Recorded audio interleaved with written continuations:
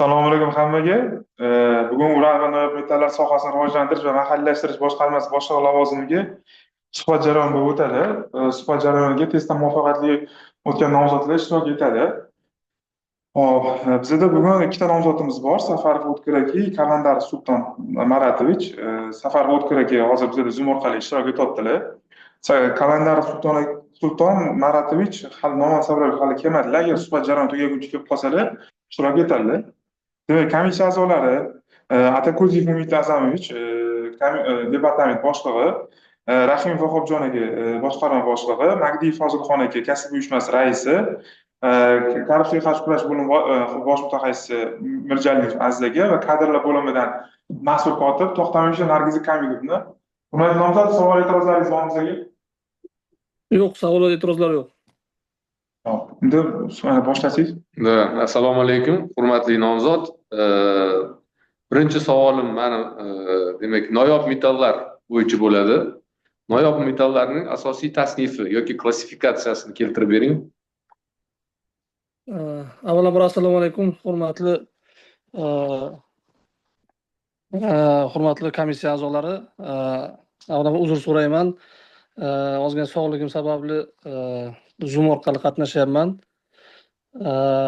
Savol uchun rahmat. Noyob metallar klassifikatsiyasi o'zi asosan 5 turga bo'linadi. Bular yengil, og'ir bo'ladi, eriydigan, keyin adashmasam kamyob yer elementlariga toifalarga bo'linadi. Ya'ni tarqoq nimasiga klassifikatsiyasiga ham bo'linadi. Bularni endi agar tasniflaydigan bo'lsak, bu yengil asosan bizada bu metal klassifikatsiyasiga ko'ra litiy va litiy metallar hisoblanadi. Og'irlariga adashmasam haligi volfram, molibden metallari kiradi, chunki endi bu metal ham asosan harbiy sohada qo'llaniladi ko'proq. Shu asosan. Radioaktivga qaysi metallar kiradi? Radioaktiv metal endi asosan bular bilamiz, o'sha uran metaldan juda yuqori radiatsiya bo'ladi, o'sha uran metali hisoblanadi. Rahmat savol uchun, javob berganingiz uchun. Rahmat. Hurmatli nomzod, menda bitta savol bor. Boshqarma. Tak, sizga uran bo'yicha bitta savol bermoqchiman. Uran madanlari qanday turlarga bo'linadi?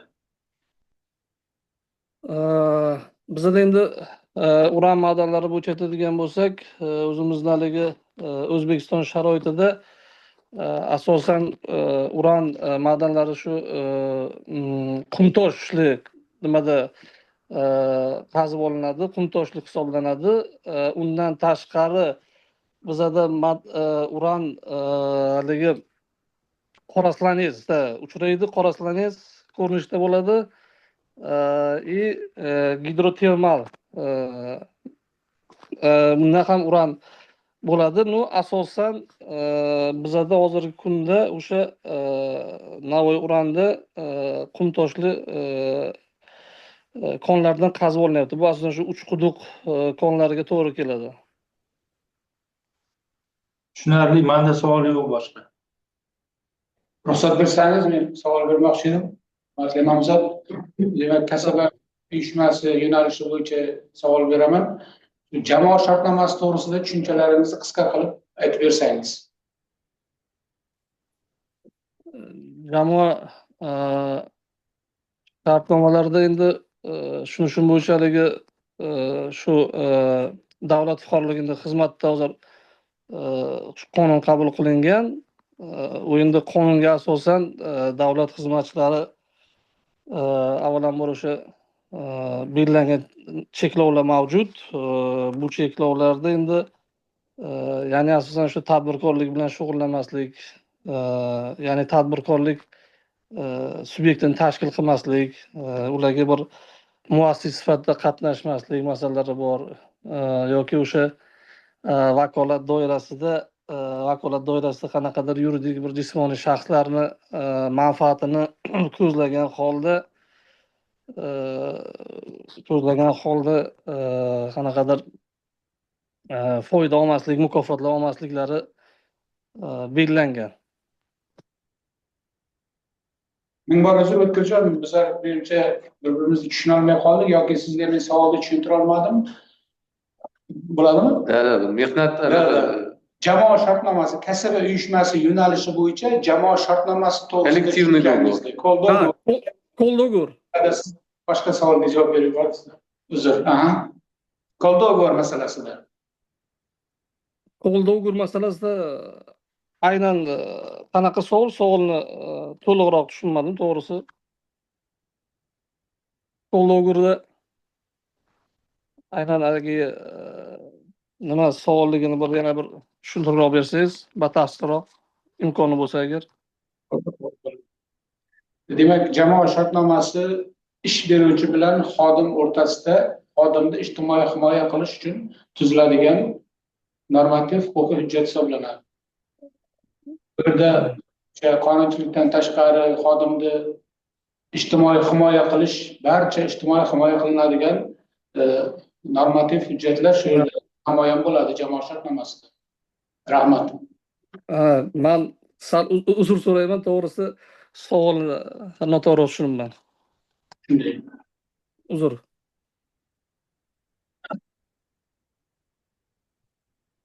Korrupsiyaga qarshi kurash yo'nalishi bo'yicha savol beraman. Korrupsiya holatlari uchun amaldagi qonunchilik bo'yicha qanday turdagi javobgarliklar nazarda tutilgan? Korrupsiya bo'yicha qanday javobgarlik? Korrupsiya bo'yicha shu avvalgi aytib o'tdim, davlat xizmatchisi o'sha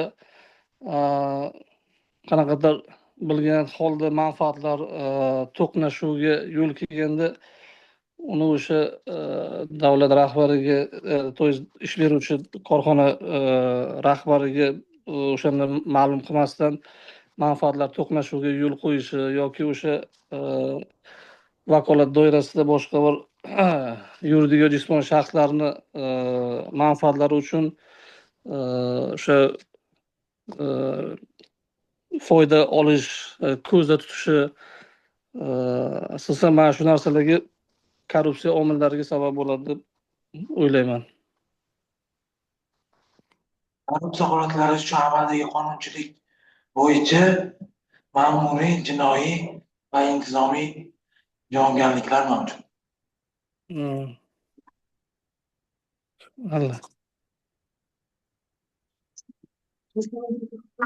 Savollar bo'lmasa-da, rahmat.